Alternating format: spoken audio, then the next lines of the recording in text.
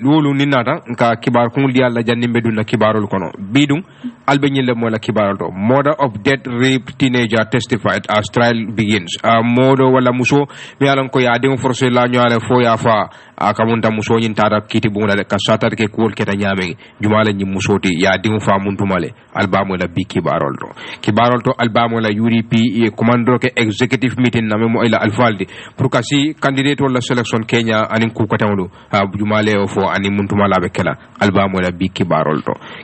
albamo la ko Libya e Gambia din talulu ani nani ye deport nande muntumala nyindi ani munat na ye deport albamo la bi kibarol to fanan albamo la police mo sababe bulo kono to momen nay ko de akamunda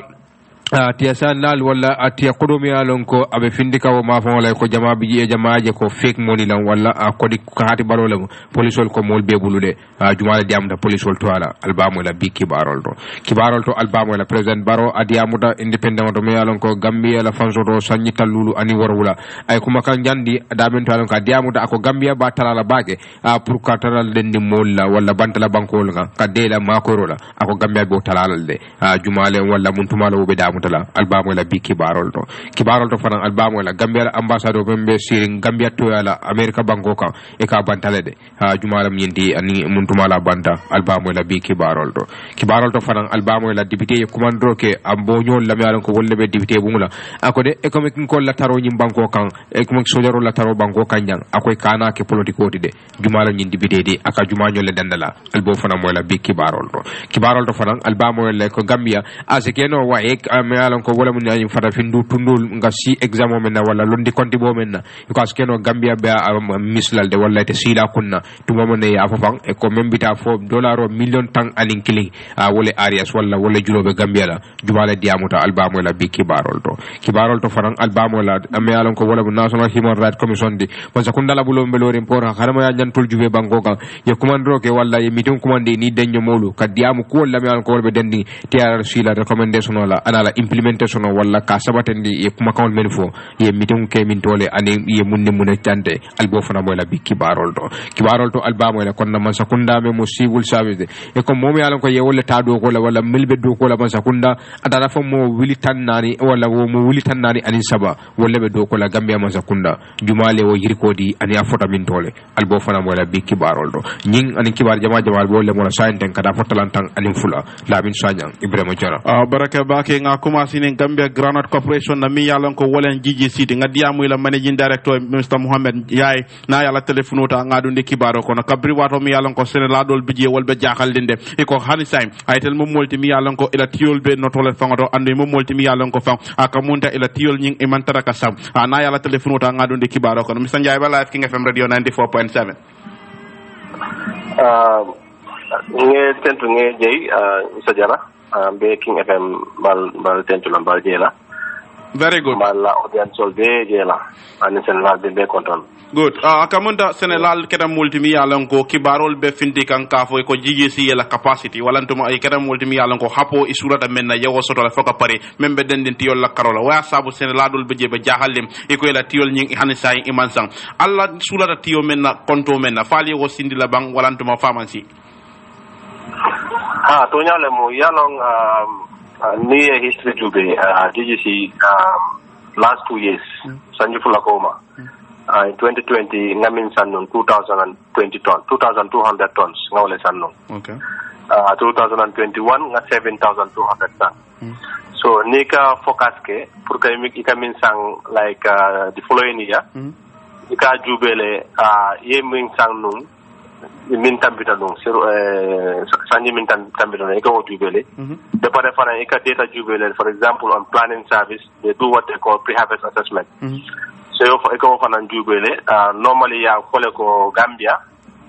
ya jigile no be 80,000 metric tons le senela comme like this year okay wo 80,000 tons jiji sika kole ko be waterlale san half of that which is about 3,000 metric tons but because nga jele ko ñin sañi min tambita be nene man 40,000 soto nene man 30 soto nene man 120 soto 410 from nene man soto okay nga focus ko okay moto ñina nga 30,000 kg to nyale nga wala focus so wo fa o kodo panang masa kuna e mako yen garanti fo nga o kodo soto for 30,000 tons but ik waje la sang wari wo 30,000 tambita wala because as of last week nga for 33,000 metric tons le sang so but wo ma ke ko mbe cause lotari ha so sign thing are you guys going fal mo molti mi yalon ko albeten den la katiyol nyin sambam fo sign thing alba dan la folo no in fact bi kodo beta kan bi ko tiobe continental kasang hansan de masa kunda tentula ke jay because covering when budget exit na forecasting data gal mit ko tenke ning gal kachata gal fanang senlal la ko liata gal bul bake so gal ya fo ntole okay sign to nyale mo ngani ko dile o panta ko gamin spend ni nang is $1 billion is for tiodro so yalong comment mo ya fo ko manti o sang yalo wo fanang problem bari hani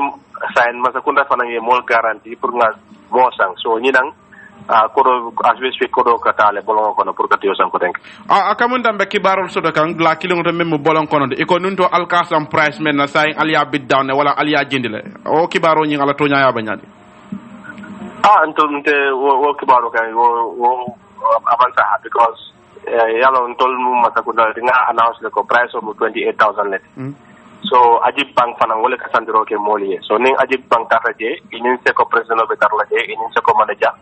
go se ko fanam community del tamu so ntol nga min besang is 28,000 net data ito liya tan na roto wo man ke dollar support as ali as January tiyol ya commencé ka ali asanka sandiro ke on credit buy mi yalon ko wolen ka tiyol no to nyaato do manden ale ko do nyinjo nunto ali mem fo wolen senal de tiyol sang ye ko do ya tiyol samba se ko do dame woloto albela ko do di la wol o lo fangol do mona responsible da mona ya sabu wodi le nyin soro da senal be ke la ko do soro no en January senal in not bank region to be specific krewana na dala sate wol senal jamal buje ni man kontane no yela tiyol samba se ko do manna mo nekranu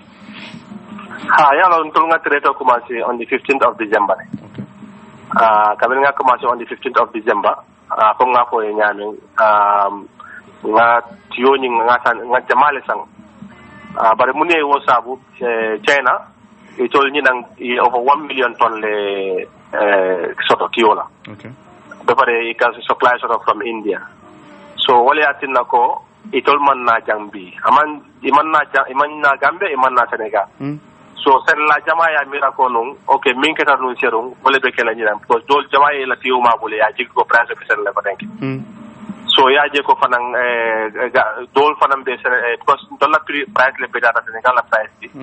dol ka tiyo yin smogul from Senegal ka na to jang ko ya lon ko marché de Senegal okay ya je so wayati na ko ntol tam bola nyola ko ni mu Senegal tiyo ko ni ka deal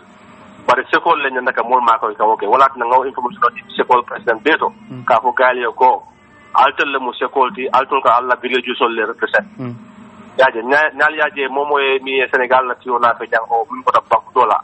alkana sang because Gambia la tiol bi jam min nyanda ka sang mata ko naye ni ko do bonde pour Gambia la tiol jani mol ke bula line auto kamunda ni aje DJC ale contract ko di aje pla pour yake molti mi yalen ko kali ko do nyina ko ta mandale ngaji ko ko wolbe tara je pour ko do nyina sa tanko kono wala ay sikio bakalar la seko mi yalen ko wole be je commando ko amrobal boyta je ka inin ko do tata commando amamme ba ka nyil do ko mom bota men kono men Sénégal me yalen ko wolle be opa bade boy ko e keta molti mi yalen ko e jo ko do la mi yalen ko kera fake money la amange ko di baraka mat DJC albe mo neki ka nyin ko nyi do an nyin benyin tembo men do ko do mi yalen ko e wala suñanu bakalar fari ko bata comme nga ko nyamen ntol la DJC la ko do mantinya because ngani contract ko di ajible so ajib ntol la contract ni ajib is from ni e ko do samba se ko to nin Sénégal la ko do so wrong wata mo le ajible bente charge la so natara ko do filita ajibul wo ajible responsibility wala wo man ke man ko dala ko nataka wo make very clear so the other issue about the coming for fake money ko nyin comme altol ya moy nyame ntol fana nga mo wala nyam bari yalla police they are investigating so nga police bula yela do ko okay but inte coming for wrong the whole process is very very transparent because ni ko dota from central bank ni ko do nyimbe ka ke mbusol le kono seal money ano central bank ni ko do receive fana ka bele kiski ya tube yaje so sil mo le maka wala ka dum ajip la moto fana security le bije wala ka ta fose ko la fo ka galjo but Mr. Jai, as head of GGC, is it not bit simplistic to say ko nga police wol bula yela do ko nyin ke te mo multimi yalan ko e de lebe institution on nyin head kam nin ko men joko nyin sifa waketa nyanda ka ajip engage le kala what was the problem mo na fon keta manke police wol dam yalong ntol fanang we have our team we are doing our all entire investigation. In fact, last week na timo data from Intekunda yaje ye la call kisi bare yalong nim police o bela doko kela imanyanta ka ko fo mi yalong ko police o investigation o jopada isla bantol ngana on investigation akele ngalo ne ko the whole process is very transparent but ko nga fo nyaame bar nga police o pula don yela investigation ni panta aldeba ko bolale Mr. Mohamed Jai mi yalong ko wole managing director de Gambia Groundnut Corporation wala ba diamu ka wonyam wala be diamu ka wonyama biri wo interview bandanga kibar kaytol fananciga wol nimme wulta forea be mbulu la kibatala Mustafa Jallo ko officials of the National Human Rights Commission nyaton kul wala alfal melbe banko la bunda me mat harama la banko kanja ani de ka fo mol mi yalon ko dol bota bantala banko kam international partners ni araba tambila wolle kumbenta kay dawda sa dawda kayraba international conference center ka satar ke kolla wala ka silol walang ka jubero ke tiara sila recommendation la ani anyanta implement la nyame ay kuma kangol men foje ya itande kibarol do the discussion focus on how to enable stakeholders e ko nyin kaja abe tilindi men na wala mo ke denyen ka fol be jube molbe kuma kan wala simfa mentala mun be kala next step ti jubero ke kolol la mi alon ko wala tiara sila implementation on ye kenyati kam sakunda fanan tonton ka itandi la de nyin keda fenti mi alon ko anyantale andun tiarasi ye ko suderol menke wol nyanda kala fenti mi alon ko nyanda implement lale andun fanan tiarasi wala human rights commission me moni harama ya nyanda kafoti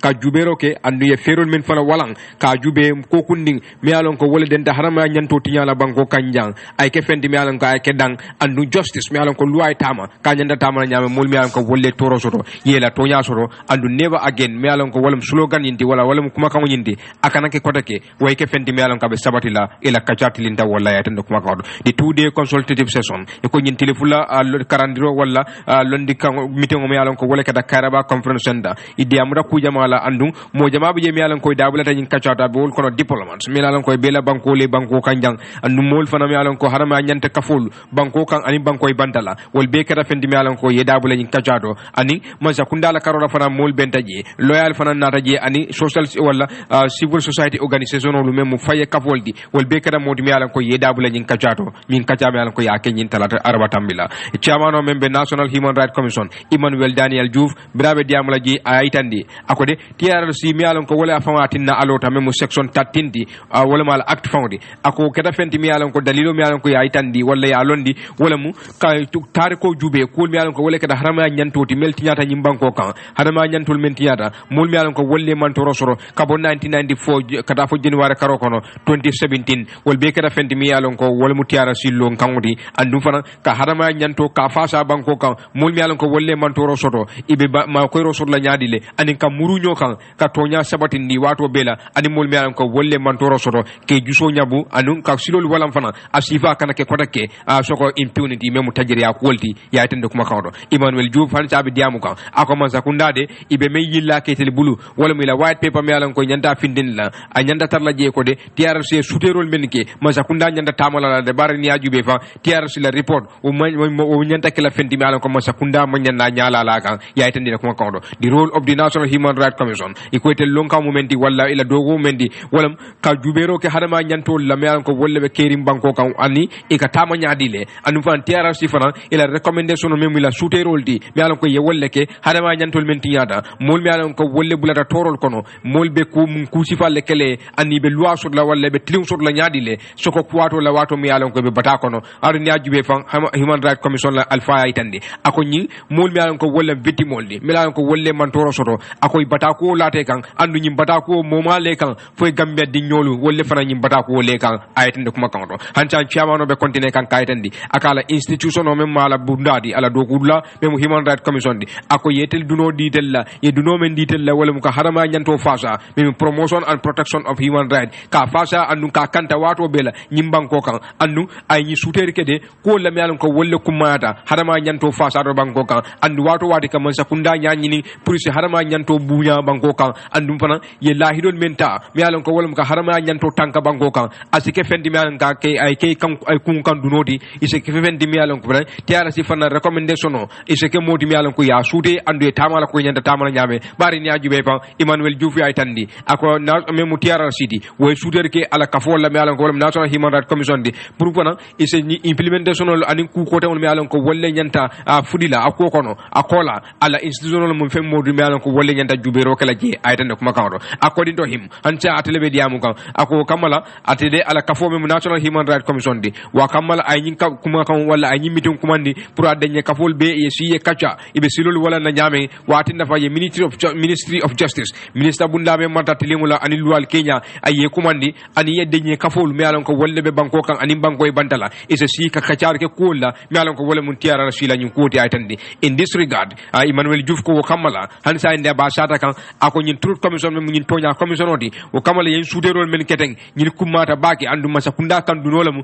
pour ya tamande ko nyanda tamana nyame Emmanuel Daniel Diouf ya tandi hansa be diamu kan ako de ala kafo mem national human rights commission di ila dogo abe ko no ne kol be kumbe nyokan sa wosan wala annually ni chambe banna yeta ye di report banko la banta ba mem national assembly di ye kol men je hadama nyanto kol to banko kanjang kay tandi anin kol be tamaka nyaade hadama nyanto tinyal anin ku ko ton melan ko wolle be banko kan ako moyla do kodi pour kay tandi banko la député la wolle banko nyaate ay tandi kuma kan do saliw tal melan ka tan president di Gambia ba association afanan diamu da nyi meeting do kay tandi ko de ako nyi meeting kuma ala kuma ya mota yir kanola bari ni ajube fa mbe watol to wato melan ko wati kuma ba mbe wato to wato melan ko mo bebe nyalo kay be tulo lo kan man sa kundabe mun simpal tala tiara sila nyi recommendation to saliw tal ay tandi ako we are pleased to work with the National Human Rights Commission ndel contanda pour ninna nyi commission me yalan ko wolle mata harama nyantola ni yembulo di nyola Ministry of Justice fana ni yembulo di nyola anin ka fu ko ton me yalan ko wolle dabije soko mol fana me yalan ko wolle man toro so do me victimol di kayitandi ko de TRC de dulala me yalan ko yeteli la do ko kele andu sande mol kam mbatu wala mu ila implementation andu abe implement la nyadi wala man sakunda be mu simfale tala pour moli me yalan ko wolle man toro so ako justice de me yalan ko wolam tilimuti o mu fendi me yalan ko manyan to tonku la ako we cannot have a meaningful reconciliation ako dente muruno la nyokan ni adra tilimuman tamandi wala luwai tamo kanyanda tamo la nyame salu tala itandi the outspoken lawyer ni lawyer me yalan ko aka diamu bake ko le me yalan ko wolle harama nyanto kulto adiamu da ako de ni mol me yalan ko wolle harama nyanto tinya wala mol me yalan ko wolle la harama nyanto tinya da banko kanja ako wabe kumala bake pour ye loi soro wala tilimu soro wo ko la reconciliation o nake mole kenyo kan wala mole jam fu nyoy ngake kilindi bari wo kumata bake bari ako kuma be kumala wala kumaya abe dasalale ni atra iman tilimu soro bari ni ajube fa mu kuti mi yalan ka kumata bake ni nata tilimu nin tonya do aytande kuma kan Hussein Tamazi mi yalan ka tilimu solicitor general di and legal secretary Ministry of Justice ade fana mabe tan dulato adi amuda masakunda to ala katambino minister memata luwala an tilimu mem justice ministry anata human rights commission ayeten to kejay ye nyimiti mem commandité pour molbe kafu nyoma ka kacha kola meme den tiara sur le report nyinna hansa Tomasi brata fana mediamo ka masakunda la karola ako tiara side kula mi yalan ka kumata bake bankola transitional justice la ako masakunda etelbelo la wato bela andu santem van bukol belari la tabulo kanne iba karangang tiara sur le report nying andu ni ala sonda Tomasi aytandi ako be white paper mi yalan ko masakunda lodula iba fintin late mela bake janni nyi karfwa worobe banna Tomasi aytandi ako president Adama Barode Tomasi aytandi ako president Barobe lori wato bela kala chimfa bambandi kaytandi ko ala masakunda wato bele be tewsidla kay implementation wala TRC kuma kawol mel lande ala tabulo kan ka tamala kanyanda tamala nyame bari ni ajube fan ada dokumando ke gambe dingulla akon se sabaro ta folo ngal yammoy masakunda e ko ni study wala ya karanka jube be mun simfale taala masakunda aytandi asa government ako masakunda itelde e be wato taala ko bela wala be singur londila ay bambang never again slogan nyin kana kete kotake nyin tajiri al banko kan ako se ke fendi mi alam ka itala bambanding Gambia banko kan jan Tomasi aytandi according to him hansa brata be diamula ako government will in collaboration with partners ete masakunda anin denyen kafolu e be bulodi la nyola anila agensol wala do ku bundal mi alam ko wolle ka hadama nyanto fasa banko kan ka aytandi ko de ni recommendation mi alam ko TRC wolle landi la tabulo kan e be katakol be kelale pour ka aytandi ko de e road map mi alam ko ka silo walang mi mbaytan la ko de mo be la tonya soro ko nyanda soro la nyame aytandi aytande kuma kanto Andrews Orin mi alon katebe international Africa wala ate fanam be banku ni banku tema hadama nyante kafole kono mi alon katele be siri West Africa to ala wala ay tele atelbe siri yang na West Africa ay Gambia commandi ako Gambia de abidamen tante akamundam be crucial joncho me wati le wati kolemba sainte bari ni ajube fan mobe nyabe lo den Gambia kan sainte ka jube man sakunda be mun simfale tala tiara sila ni report la ala fafan ako justice and reparation to nyaay sabati anin ka nyam fanyoe ngamuru nyokan ka fendi mo la mi alon ko wolle mantoro soro ako keda fendi mi alon ka kumala bake soko dimba mo mi alon ko wolle mantoro soro min la hadama nyanto to nyala tan kuma kawdo we will continue to support the transitional justice ako man sakunda walla etel mi alon ko be bandala bankoka ibe continue ka man sakunda fasa falindirol mi alon ko wolle be ke ka luwala karola soko tiara si andu ni nata ni recommendation la afana yayi tandi ako mu fendi mi alon ko santende itel mantra ta kan ni chahano la de inyabe lura kan bakele afana yayi tandi man sakunda la hanbe katenten kibaro la police says 155 million central bank corruption claim is a scam alamen chamola sa standard newspaper ko police wol kera multimi yalon ko kisirol ke dame yalon ko fa iko kalamero membo ta fo dobul dame yalon ko woliya fo dala 6 million keme million talulu anilulu memu kodi farari ngoti ko kera multimi yalon ko ya di central bank la do kula do la praya faliye ke kodi kendo wala no kodi da mi yalon ngabe kala kodi kudolde iko tapale yala ba ko ma police wol ya itande iko weekend nyi kono letaro mi yalon ko aboda loya dobul me yalon ka to mu loya lamen sise iko ka do ko ke dame wala sola chambers iko kera modi mi yalon ko ala klano to yala mi yalon ko wala ansumana bati ala letaro mi yalon ko ay wala safe kara central bank iko letaro nyi awanyarta anda jajjanda jaman la babundado même social media ti yayitane kabri ba foka wato mene ika dañi letaro nyi ya safe kara kewo do kan me yalon ka to momente wala Abdou Sisati do kulale mati member central bank and wala letaro nyi do governor member central bank iko ya defanan copy le de ka fay ko million tal lulu ani lulu me yalon ko fa ye wala di adañi Abdou Sisati to nyina pra ke moti mi yalon ko fa ya murundi yayitande kabri ba foka wato mene ika dañi letaro nyi ala clano e kumo mi yalon ko ay wala fo ay wala sindi de dame yalon ko ala clano ya fay ko million tang anin clean da olanto million tang anin clean dala si wuli keme kay wojo adañi cisse ya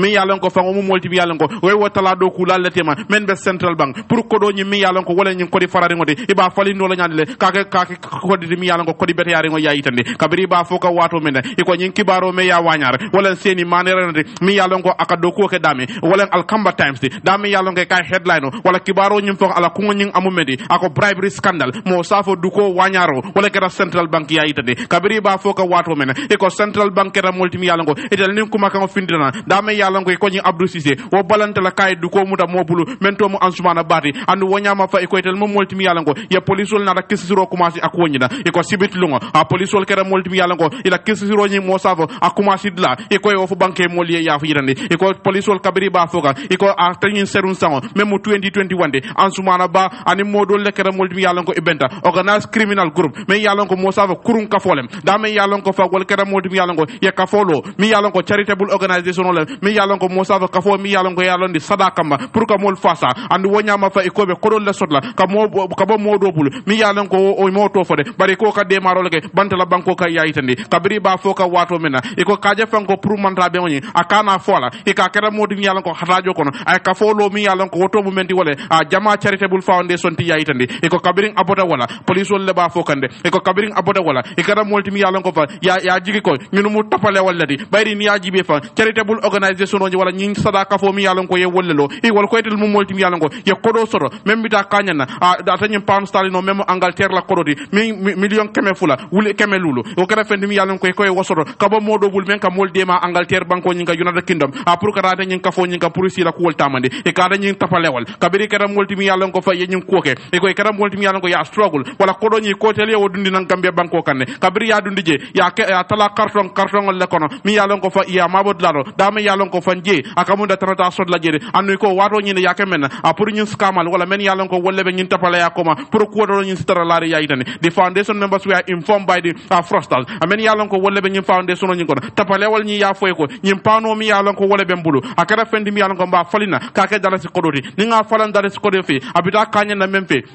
wolen dalasi wulik million keme million tallulu ani lulu anu baro kodoni a karodol bije mi yalan ko wolbe fararine anu wonyama fan central bank nsulata la pour yen kodol yo falinye e kodi beto di molla yayitande e ko tapalewal kabiri ba foka wato meda ya fo atanyin danjindo koy ñun mo molti mi yalan ko fa atara nun ko me kodoni wala simfa nyata pour kaje kodi fali ngoni adaay bulaje ate mo molti mi yalan ko fa akamunda ya mo fay e kay ko wolebe lodla tala pour kam makoy kanyum kodoni ka fali andu wobe moldu kulaje men to abdou sisadi bari ka atara nun ko fa wonyama jere iko ansumana anko mi yalan ko wala ansumana bati même fa be nyin chocho tema anin amonyol iko wal mo molti mi yalan ko fa dalasi million tang anin kili wuli keme iko e kera molti mi yalan ko fa yewodi a pour ka ke dukodi ko nyin abe tar yalla nyame ibajala ko nyin kodi faram faram ngo mem million keme million talulu ani lulo nyinde ibe fali no la nyadile yake kodi kendo di yayitande they were promised to return a good chunk of the money ye lahidi ka fay ko ni nyin ko nyin abulata kodi jama biji mi yalan ko albe wala sotlade bayri fa kamunda nyin kodoni mba swap la wala mba falina kodi faram faram ngo be waldi la central bank la wala kodi kendo dintel la yayitande tapalewal kabiri ko police wol be la ko fokande iko e kera molti mi yalan ko fang a niyamo tapalewal do wala skamalde iko kabiri ba foka wato meda name of the central bank staff me yalan ko wala central bank la do kulade ye men tofo memo abdou cissé iko mo molti mi yalan ko dañu ansumana anko ya foyle ko wala molti mi yalan ko wala be muna fanna ñindu ko ñina annum fana akamunde be wala duku ka yayidane preliminary police investigation discovered police wol ko la kisir follow ay me yitandi atañin lañindo way ya yitande fango a police and deliberately made a kamunda jenko kono anin tilimbal ya kono a ansumane ana moñol wala ko dojo atañin mol yale men yalan ko wolbe tapale yakane annum kabri bajuka yengani sotla pour que tapale ya imajo ke wani ya yitande iko it was established that the fraudsters succeeded in convincing ansumana iko même fo na take wolen kaje fango ñun me yalan ko wolbe tapale ya ko woldo ikara moti mi yalan ko ansumana ana moñol ye sondino ka fo ko yeñin charitable foundation ni yeke molti mi yalan ko yalo atañin dañdo pour kaje be kodo sorno la mol bulu ñabe pour que fa sa yayitane ansumana ba claim during the period iko ansumana ba aya fo atañin dañen ko wato ñina atina moñol ñi kara molti mi yalan ko dala si million nani ye wala ñini akoñido pour kaje ko be du ko ken wala ñame yayitande kabri ba fo ka wato men e ka ko kodo ñi a boni dame wala landed property mo sa fo ala keno anin fen ko dong anin julo ay wolta pour kaje ka ba kodo ñi sindino la ñade ka di ñi mol la men yalan ko mu tapale wala de men ya jikindi ka fa million tal lulu anin lulu akamunda ibo falina pour ake kodi kuto di kodi kendo di yayitande kabri ba fo ka wato men they were made to believe that other parties as scammers were going to contribute towards the payment of the bribe wal fana ya jikindi ka fa ko mo ko dangol men yalan ko itel tapale wal ni wolbe kukiline wal fana mo molti mi yalan ko akamunda ibe ya jikindi la ka fo wal fana be ko do jolale kanyum moñin ka duku ibajala ko be ta nyama yayitande e ko wonyama ansumana ana moñol men yalan ko fa wolle foundation ko wol nana manta a central bank wato me yalan ko nyin ko be kerinde aka police wol yayitande police wol ba foka wato mena e ko ya establish wala ya sabadine ko ansumana ba anin men yalan ko wolle bala foundation nyin kono wol mum molti mi yalan ko ye moment over central bank ko e ko di wala inana na man kata de yayitande police investigation revealed that some of the scammers a police wol investigation o yayitande ko modol bije me yalan ko wolle be nyin tapale yakono a wol mum molti mi yalan ko fa akamunde e ka molle to fa a pour kaje fanko be hakilo nyin tan wala nyaadi le yayitande police are currently pursuing all possible clues a police wol mum molti mi yalan ko iko be simpanya sifa beta kanne a pour kaje fanko be keno la molti mi yalan ko ibe to nyallo ndino la akko nyin ko na nyaadi an mo morandi mi yalan ko wala burono ta iba mari nyin lut samba no la luwa nyaati wala nyaadi le yayitande iko bara asenera kabo kumo kanto mi yalan ko police wol ko e wala nyoka iko ansumana wa wala do mo morandi mi yalan ko wolle bala foundation ko nyin dala 6 million keme million tal lulu ani lulo ni imo molti mi yalan koy nyama jede ya foyle doro itulo la ya yitande police wol ba foka wato meda e ko wonyama fa akamunda transaction ni wala ko ni me yalan ko wolle ba kiga wol ba tapale yakane ya yitande a padilin unfounded claim as given the above common attribute a pour kaje fanko yeke molti mi yalan ko kuma fo mi yalan ko amallo anda man sabade nyin tapale wol ye woleke anu pour kaje fanko ka mol ga tapale ya mi yalan ko fa ital hameta ko wolle sunya ya yitande police wol wonyama fa iko wato bela ko kurunde mi yalan ka be police wala bunda bi jele a pour kaje fanko e ke multimi yalan ko e kali kala mutala dala a standard ya itane bari ko be nyama seni mare na mi yalan ko be alkamba times le e ka refanam abe sabartin dame wala america banko kande e ka ya fole e ka be loring ala kibaro nyin kande mi yalan ko ate wala wanyare ka fo duko wala ke central bank ay wo nyama fan seni mare na e ka jama kumandi ako jama nyi kane danko police wala nyin kuma kan mi yalan ko be wala foka cover up le wala police wala be bitirin kule kan anu wanyama fa ila nyin so called preliminary investigation nyin kisir folol mi yalan ko ko yewoleke membe den central bank la ko nyindo akamunda ikan mo kane dankala aytane they are doing everything possible to bear the case poli iba ko beke kanne pour kaje fanko nyin ko mi yalan ko wala sangarata iba ke kanne pour kaje ko iba bade la nyame mol men mo kurwati ko nyin kono pour be wol ma bola nyame sini marena aytane ako wo nyama we are in possession of tangible evidence say the jara bambandingol bembulu mi yalan ko fango we mol bulo non le ko nyin akeda jele e ko seni aytane standard ko e kada ko ke kadiamu lamin sise mi yalan ka be atinyi sola chambas le bari mawo fanan soro lainoto akamunda wato man traje bake madi sise mi yalan madi jobate rada mi yalan ko ate fana mu right activist la de fana nyin kuma kan sifa kilingol bambandi ala Facebook de ako police and central bank scandal ignore their press release police wele kuma kan men fo alkane dankala counter allegation kuma kan findita mi yalan ko c'est big money ko di jamala modi 155 million bake kodi jamale mi yalan ko asiata bake membe dending ako nyina kamunda central bank fa wala kuma kamoto mi yalan ko press release membe ya fo fang e ko lungo nyi mi yalan ko ye wala fe ko ko keda men e ko benda dimanche lungo la fe yan wanyama dimanche lungo bank nyimbo ga doko mi yalan ko mo jamal bije ya tara ko walantuma yaaje ko sone yata bake pour mo si tout ko wasifa nyina kafo o mo fenne mi yalan ko o mam bambang nyanda ka kiskiro nyi dinkandi ako nyina police wala karola jama bije ka même fo wala ni ko frostos comme mi yalan ko wala tapale walde wala skamal munati nam hani mo kilim bije e ma wolto fo ka ko nyimmo kari o wolle molti mi yalan ko wolle bije bayri jama kam nyine nga wala etel nyin ansumana balare interaction wala la kacha kono fasi mo soto mi yalan ka abato fole mo kari wo bije munati na police wal mo mare nyi e ma woto fo atanyin la nyin to wala tina akamunda balamba ya be keri mo jama me story nyim fango wala kibaro nyi me ya wanyar o be balandine ka fo police wal mo molti mi yalan ko cover up be betirin kule kan atanyin la nyin mo manya ke danko ko mo manyan na kay danku al kamba time la ay tandi bari fana nga continue kibaro lay ko top imam nyaton ko do ako kamo fami alon ka abuka sali akamunda be ake sutandi alalalde bala na tan yamaro ke ako meyo ke sai akamunda be arasulal ay tandi imam o membe kersering ala nyin juma tambala ala kutubo ke anata kumando ke muslimol la yalon ko wolle be banko kanko de ise kada ko be ki salo mutay bul tandim fulola bari ni ajube fan ako salibaliya akamunda ka kabilo nasindile wala ka kabilo la jirwa nasindile imamu aytandi imam dabo brabe diamula ala nyin kutuboto abi diamu taje kam muslimol mi alon ko wolle be jamoto kaytandi la ko de ako jonse tugu alala andu wato be la ise tara men kan wala musaloti an duwa bari ni ajube fan wo damala bat na se alala yamfo anala kafaro soro no imam dabo aytandi hanjabe continue kan kaytandi ako momon ni mo fa mi alon ko abuka sali andu yakita modi mi alon ko yewa ala salibalad na yafa asekeno abe sudan la alala le anada dandalaro kede akubar sai mode hayla o kelade bari ni o kebe araselale bari luwalle be kerinjang imamo ya tandi the book also said akode qur'ano ya itandi kode kane dingudi mola o mealon ko abuka sali kana dingudi mola aya futu mealon ka manke muslimodi bari ni ajube fan aninna adu wala aninna dino foda nyoko le imam fana o tandi he also said afko fana ay daniro ke mola ako fana mo mealon ka abuka sali nali abay alla kabilo kono a jantal a nyantal kake bari ni ajube fan ala taro kabilo kono aka kabilo la yirwa nasindile imam dabo aytandi if you are steadfast in praying ni arayta keda moti mi alan ko ye salo mutay bultandim fulola ye dua mutay bultandim fulola ibe alala yam fonsoro la andu nyi ndamala koti mi alan ko asetan kano ni ata la salo bedada imam dabo aytandi asike fendi mi alan ko ala se yam fema hanata fa law junuba dol bije imam ya fala kutuboto hanbi katen den kibaro la Gambia me Miss Wike exam over $11 million to $12 million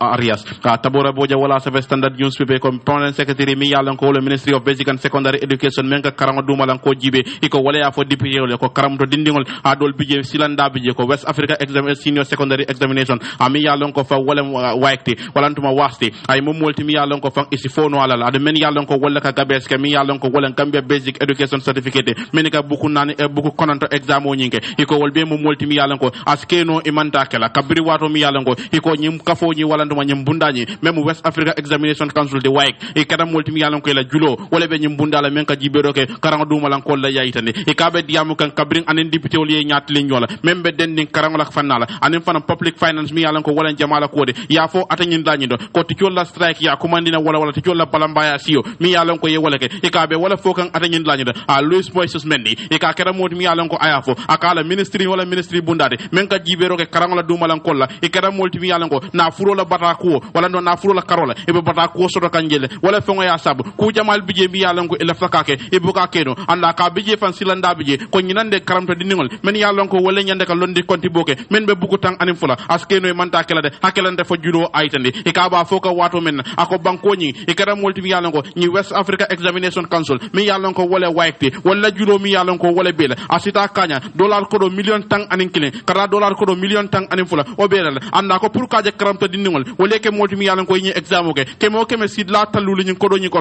fo si wojo folo na tara nun koy mo wojo silo bi jelde ko men yalon ko wala nyande ka grade 12 exam o nyige isa ita keno la wala si keno molti mi yalon ko iba misla le aytande kabirin permanent secretary mi yalon ko wala mendi di kabirin aba foka akala ministry kera molti mi yalon ko akamunda ini way class rantio January karo ko no ye meeting okay da men yalon ko yewo kacande ko wala and waya foyle ko kera molti mi yalon ko nyin karnalal akamunda council nyin men yalon ko wala West Africa Examination Council de ibe kala molti mi yalon ko be meeting o kala membe dending akonyina one of the decision is that lord la mi yalon ko ibe wala dal ko la julo mi yalon ko wala be banko nyina pour kaje ka karamta diningol bula ye exam ke atanyin dañu kemo sidla talulu nyanta wojolala iko niaji be way e kada molti mi yalon ko la kodo membe Gambia la abita kanyana dollar kodo million tang anin killing wala million kodo million tang anin fula e do ko be la mi yalon ko mu dollar kodo de andu wonyama fa niaji be akamunda pour ka 50% joje kemo sidla talulu ko jonyin kodo nyin kodo obita kanyana dala sim million keme saba million talulu fe e ko PSI itande kabring aba foka wato mena akoni area sol wala la nyin julol mi yalon ko fa wayk la julol mi yalon ko wolle be la obedendi menna wala karamto diningol men yalon ko wolle jande gar buku kononto londi konti boke anen buku tang anen fula o mum mebe dandi menna wala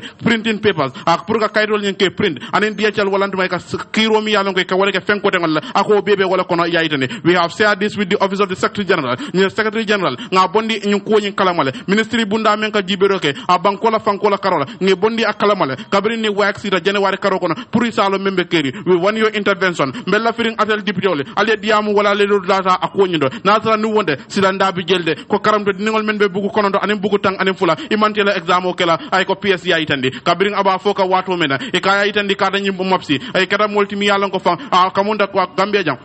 Gambia Teachers Union wala million tang andi nane julo wala betel la and wonyama fane kera multi yalan ko GSM dol fana bije wala julo belale mi yalan ko ol fana mu million lati aytane ako waya sabu fa a gamtal anen ciusal wala kera multi mi yalan ko ye topaci de aytande kabrim PS ba foka wato mena ako yimu fenet mi yalan ko abenyen kuma kan banke kan député wol nyat lingola pour sa faham atala ministry bunda men ka jiberoke karanga dumalan kundan kola akamunda kodi ko mi yalan ko wala be lade ka wala be bata ko men so daga na frola karola akaba foka wala kama aytane every day we knock on the doors of the Ministry of Finance luwolum ministry bunda men ka jiberoke akamunda fankola karola ngatwila bunda konkonnale membe den njoro kenyala anen ko la fake tamani nyame mabbe kontan na wala be dialanye kaja fanko ke molti mi yalan ko wati la wato mi yalan ko nyim bubata be keri pour yemma ko yentel bonde akono aytene we are also opening schools kabidin ka karamol yede akamunda million tang anense ngawole lande pour face mask anum fa akamunda me pour ka face mask di abar man sakunda ya fo molye iko ko nyimu fenet mi yalan ko ite bulo dundina no akoro it was a nightmare to pay those for those things akonyo akolatan tel bulbake pour ka nyi jori sifal kawolge anu wanyama fa our names were on social media because those who contracted were constantly coming to the ministry are saying everything nga men yalon ko ngol lebula do ko nyina pour yin do ko kenye wala yentel fo samba social media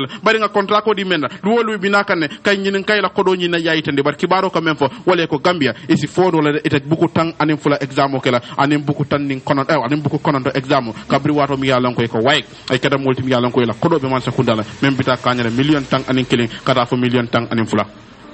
grade 9 and 12 grade 9 and grade 12 it's rather unfortunate natara non ko kuoltata wonyama kamenje walam katula falal man sakunda e kada multi mi yalon ko ila fala bake to be heavily investing in infrastructural development amukulati mi yalon ko mafo amambetia bariya kamunda silo lebje mi yalon ko ka wala jibe karamu mo bankuna na majur wa dunia kono ami yalon ko londo mantara aje ayta tarra invest heavily on infrastructural development atara ila banku dimol mo molti mi yalon ko e bankara Ministry of Basic and Secondary Education abundale mi yalan ko akumata bak bari jedam de karambundo dinningo karango dumala kundanko abawo ministry ni nakota ko mi yalan ko amanta nyamaji dindingol aka wala batande remember men kata public school to jama be jabaka ke president dingo ta baka ke minister dingol most of the time men yalan ko wala kata je men bulo me ko be wala kata wo karambonya dan wala ka minister ni president si la place very well mo nin ko yirwa manke ron silole lo wala nga bungule lo yirwa mo damu dabe wala balu nya fawti wala molla baloti na kolyata don ro jirwato banko kan nin londo keta fentimi alon ko anasita jirwato banko kan nin jata kende anasita jirwato banko kan molka infrastructure da mala juwe ko banko jirwata le banko la jirwata tambita wo stage lale mansa kunda kuma la bake ya invest into education, agriculture and livelihood of Gambians no keta don banko ba fantaral hanbi takaten tenki baro la ko audit office detect missing payment vouchers worth over 63 million Froya newspaper wala asafe keba AF Today wala asafe ba asafe ka wato mena iko national audit office mi yalon ko wala ka mol kontibo na fulo la karado wala ya fa ko man sakunda la covid-19 respond mi yalon ko fa wala ka bi ko be coronavirus kele kam banko nyiga iko sutero ke ka fa mo sa fo resito mi yalon ko kodo mi yalon ko wala sa fa ko wala resito mi yalon ko fa akamunda ama yitandi atanyin lañu wala kalawda million taworo ani saba wuli keme woro wala wuli taworo wala ani lulu iko mu fenne de mi yalon ko yemanta wala nduma auditol ko nyamaje yaytani iko audit office kera multi mi yalon ko ya stress wala nduma ya bambande ka tambindi ni akamunda luwala membe dendi na fulo maranyala ya 2016 melota iko ala bunda muwan ani woro ala bunda muwan jango ani bunda muwan ani kilinjango waya fo atanyin lañu ko voucher wala nduma resitol wal mu fenne de mi yalon ko fa ni complete wala be fengo fem mi yalon ko wala be dendi na fulo dundola na dunta aparita ala copy nyin amu fenne mi yalon ko anyanda katara lari na abe bunda mi yalon ko abe wala ko iko wanyama kabiritel ya jibe transactional mi yalon ko wala print out wala nduma wala kera voucher nyin kera fendi mi yalon ko waya fode ko na fulo dundi kodo kunto membita kanyana million taworo ani sawa wuli keme woro wala wuli taworo wala ani lulu iko kera fendi mi yalon ko yaajo atanyin supplier doya bari wonyama fa iko voucher nyi wala recito mi yalon ko wala be dending akonyina imma wallandi atanyin auditor wala national audit office nyatli wala yaitande iko national audit office kabiri ba foka iko the payment vouchers not present for audit iko nyi pour kaje ko kanyin recito na fe na itel nyagor pour ka jibe kabiri be konti bokan iko weson no siko na fe na nyin joro mi yalon ko wala kera ala to nya ya fango be nyaadile yaitande kabiri ba foka wato men iko ina na sutero kere ko men yalon ko wala responsibility wala men yalon ko fa wala do ko made wato be la wal mum multi mi yalon ko akamunda nin joro kera imum multi mi yalon ko fa voucher ni wala recito ni anyanta kasara larine anyanta lala mol nyako men be konti boro ke kan pour ka to nya yanyi ka sabatindi anin ka londi fana fo alka joro mi yalon ka alka wala kalame fal kera multi mi yalon ko alewo jole national audit office ni iko kera multi mi yalon ko yafode iko the contract document of fast lane logistics pour ka je contract kayto mi yalon ko yewodi bunda dola membe dending akamunda joro la pour ka je ka domoro janjandi italier iko mu fened mi yalon ko fa niya jibe ibata ko contract ko nyi domoro nyi na karola abita kanyana dala si million say wuli kemelul wuli kemelul wuli tansey ani worowla kemelul muang ani lulu iko kera fendi mi yalon ko yo contract ko di kabiri ba foka watu men iko although the service was fully executed do ko nyi aketa anyanda ka kenyame bari auditor ko e sutero soto akalo nyina balandala karo nyina da me yalon ko fa outstanding balance mi yalon ko wolen julode million kemenani million muang ani kononto million kemenani wuli keme fula wuli tan kononto ani saba keme worowla taworo ani fula iko kera fendi mi yalon ko fa akamunda ajuta walantuma wonyanda ka jo no evidence of completion of the said payment is provided by the national pour kaje fanko ka sede andir kayti jaro landi auditor nyati lingola ka fo nyi nyon kodi wala fendi mi yalon ka to ko mo pour ka kodo nyin kumfa wala ka joro nyin kumfa iko mo fendi mi yalon ko amanke and wonyama fay ko implication wala bata ko mi yalon ko wala be lalo kunato silanda bijele on settle balance pour kaje ko juro mi yalon ko wala biji na tara nunko akata fendi mi yalon ko fa aman jara anyanda ka jara nyame sonko wala nyo sabo ka wala na fena nyimmo furo tema me yalon ko wolle do ko diala ani mem fana be do ko ke ka no fitinol na fene tema yaitande national audit office e ko kera multi mi yalon ko sutero fanange all contract executed should be paid vouchers provided for to review ko en fe mi yalon ko wala be den joro la karola na tara non ko joro keda ko la karola risito nyanda kalandile pour ka jibe fo joro nya kedale wan famanke e ko wonyama fang ni ya jibe fang atin transportation wala pour ka je kabriye domor contract ko di ñun la mais pour ka domoro ñu yorona e ko man sa kunda ye charge ko di la mi yalon ko e manya kajo bayri ko ni ya jibe contract ko ñin ko kabriye supply wala men yalon ko wala nyanda ka supply yo ñindi membe den ni domoro ñin ka futandi ata ñin dinkral ñi do e ko mol ka ben nun dame wala dom assembly center mol ka ben dame ata ñin la ñi do men ka domoro ñin deda wala domoro do ko ñimbe membul wala nyanda ka futandi ñi mol la yaitande bari ko be ñama fa ite yemen sude je wala government was charged additional cost to deliver food items yemen korosi ko ñin ko wala man sakunda e kara multi mi yalon ko ye kodo landi kan pour ka je fanko nyanda ka wojole pour ñin domorol ñi be wol janjandi la ñame nyanda ka rada me yaytande mais yalla ko abita kanyana dalasi million killing wuli keme nani wuli keme na membi da kanyana dalasi million killing wuli nani aning sey e ko kera fendi mi yalla ko fa yewojo ata ñin dañi do jun karo kono 2021 pour ka transportation oke wala pour ka ñin domorol ñi e be bondi no ñame jimpex ke samba ata ñin dinkiral ñi to yaytande e ko wonyama national audit office e kera molti mi yalla ko e ko the execution of the contract with suppliers should be based on agreement pour ka je fanko ñing kambe ngoni mi yalla ko lebe denni ko domoro frendi atani molnyina ye compagnie même bulala anyanda ka tra dendi menna wala kambe ngoti yayitande and wo kambe ngoni kono transportation cost pour kaje ka domoro boni tel ka de dadame anin ka samba mol yemen be muna fannana o be nyanda ka tra atani contrat ko nyin kono aman jarinu pour yeke molti mi yalla ko man sakunda ya fo wali o nyon kodi fango jo yayitande bar kibaro ka mejitande e ko audit office e ko kera molti mi yalla ko payment voucher mi yalla ko mo safo receipt le même bita comme siata wuli million taworo ani lulu e million taworo ani saba e ko kera fendi mi yalla ko akalaw kalawta imak and way siko na fena foy ka kalamiro menke koy joro menke foya kele bam foy make moro kalaw siara atabanna kamanda ñin be mu fenere mi yalla ko aka jaxalo wara ba mi yalla ko sako audit mi yalla ko wala ka man sakunda kontibo membe dendi na fulo la ko la kabir ñen coronavirus ko natana kibar kay tol ya commencé ka publication ko ay mo jamal bije ay mo mele ay datu yalarene e buka kala ngo bulandi no ko do mi yalla ko wala ka bondi ani ka dundi mun ko sifal e ka wala ay ka dundi wala kunto bari ngaji ke ko dami yalla ko fa ñing me yalon ko wala badani auditor ila do loi ñi yafo ka ko dami yalon ko discrepancy strategy wala ye keno tara kuto mi yalon ko wala badani tamandir yalla ñanda ka ko report to the inspector general of police men joko ñin sifa ñanda ka o sifa lake pour que police wol bondi akalama de isa ko ñin kiskis bakay if anybody is found wanted ya prosecute ñim public fund de manya ka mol bula dabma ka ko do use wo ñama doro na tara nun ko ina taki konti boy ka kenol taraji mi yalon ko buke kalam bulandi very well business should not be as usual akol manyanna kala continue la ko be ke ga nyame corruption upon corruption wala allegations upon allegation ni atra wo continue da masakunda do kul bulal be tumirol be denne la wato be la president nyanda simvata la simfa bambanding bake natra amon simva wota molbe bulo chodi la ala masakunda la ne bulo chodi ala masakunda la kamunta president is the head woto is mol batele mutala ko bantra kuke kan ka corruption o me mutapala di nakaraldi ka kele banko ka yeah, it's really sad. Hardly will you have the president wala mo me yalango in charge publicly talking about corruption. Me mun nakare anin tapale ya nyinde. Damantang kamunta among leadership role nyin ama azum pour ka je ko mo ma fo yeke moti mi yalango ibekela ka mol restaurant tara imam fenke bari mi yalango isobita reasonable suspicion bi akamunda police wala do ko wala pour ka amare nyin kiskis natara ngo is found wanted kay ko leke menni loi fo dañu ko nga kitinde banko nyinga wato bantale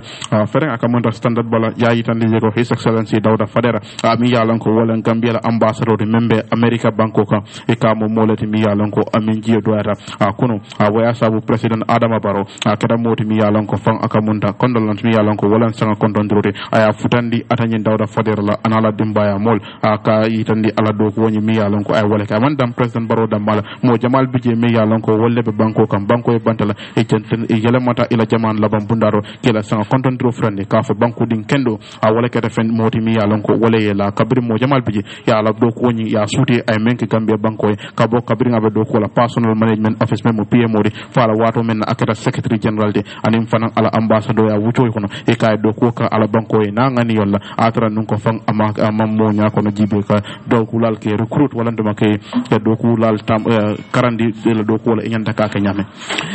Dawda mbe duwala sabanto alma kisani ni maklay ay intelmentu alman suturala kiba kankularo dundi janimbe findila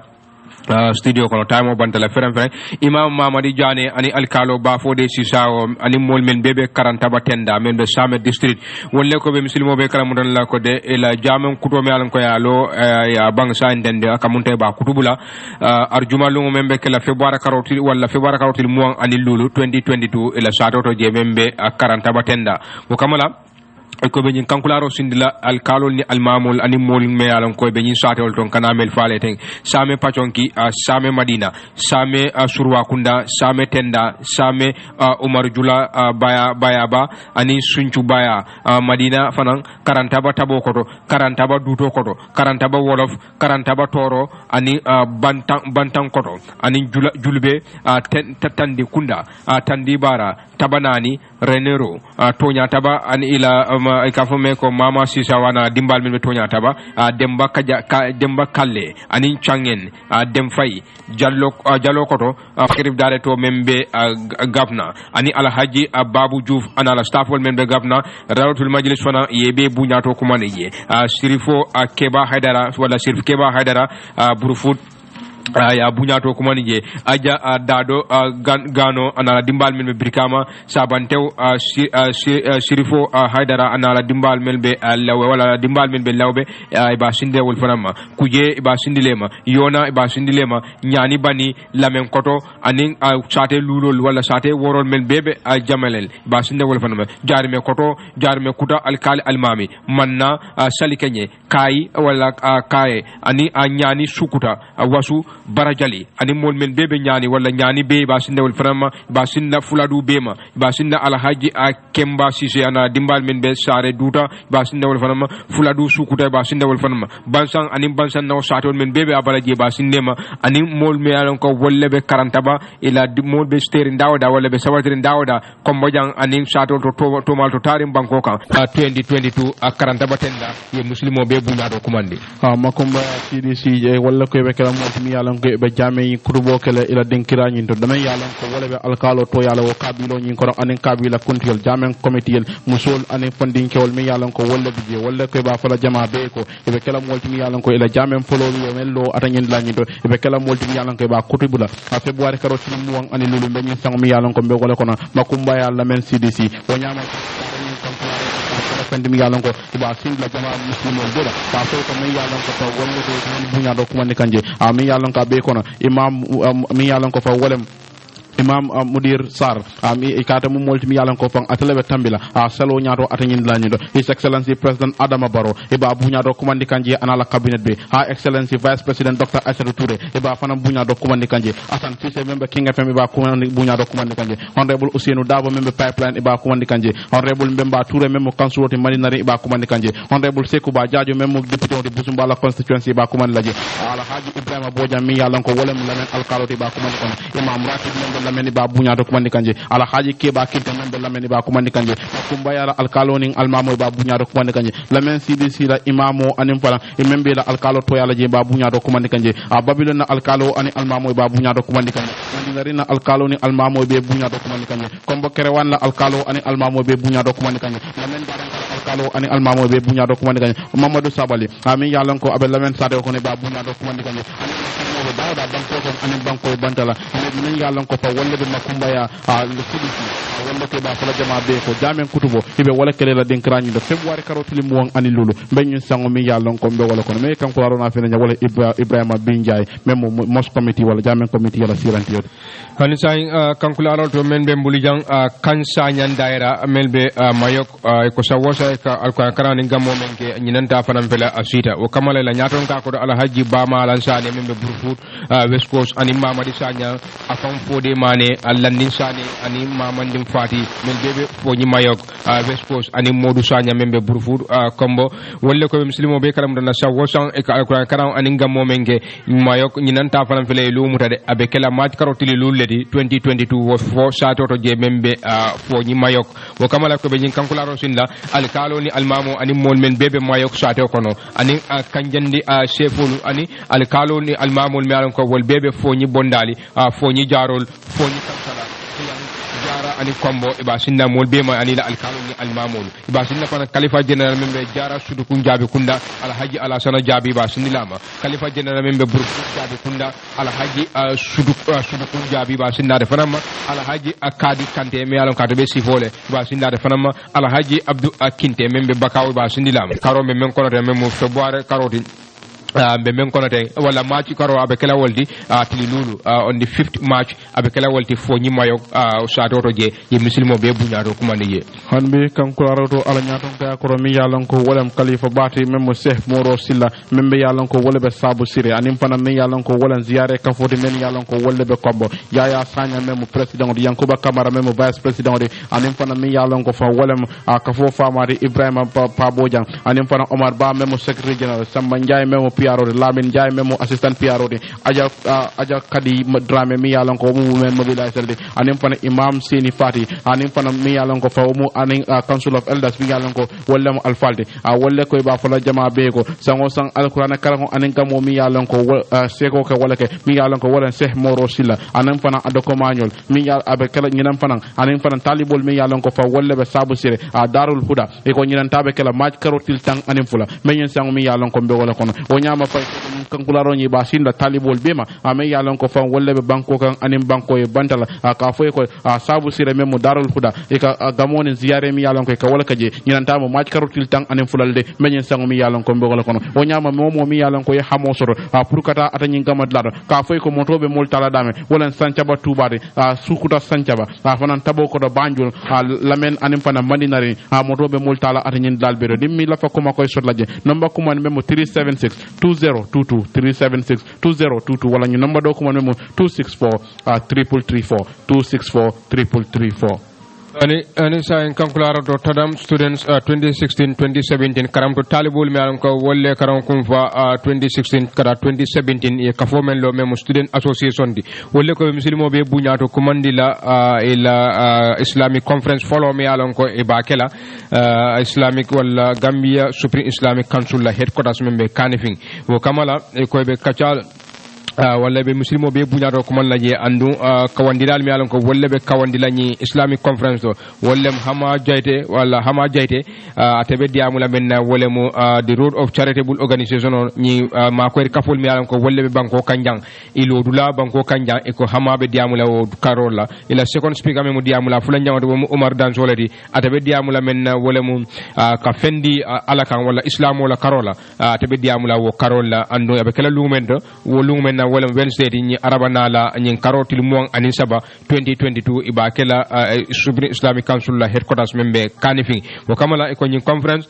nyin kera fendi mi alan ko abe mol be murla nyokan ka mol ke kilindi anin ka badiya sunkuru karamdo talibol damantema ani muslimolu o kamala ban e ko de be kacala kujamala wala ka fengudi mola alakan anin cada bola nafa anin ka mol hakilo bulandi fanan ka nyo karandi ko lam yalan ko wala be dendin dino la tamandri bulola anin karamdo talibul mi yalan ko wala mun kafodi ibe badiya sunkur la nyamen wo kamala ibe mol be invite la je soko mol mi yalan ko wala be Tadam Islamic Studies Center ani ay la noble teacher mi yalan ko wala mu la karandi la kendolti ani mahad mi yalan ko wala be talinding ani arabic school min bebe banko kanjang yebe buñato ko manije e ko Tadam student 2016-2017 association wolle ko be Islamic conference kala mi alan ka be kala nyon tawnati ye muslimo be buñato kumandi je Alhaji Cissé mi alan ka telon president oti association oto ani Omar Mufti Dramé ay la accountant no membe kafo kono Mariama Trawalle mi alan ko wala mi la PR oti ani Kawsu Jikine wolle nyin kankularo na fe jang kafo to yala e ko ni lafta kuma ko so la kumandi 385-8244 wala 726-4595 honbe kankularol to imam ratib me yalan ko wala be kerewan samba sira ami yalan ko fa wala be sare wodo chorno alpha ba anim pana alkalo mi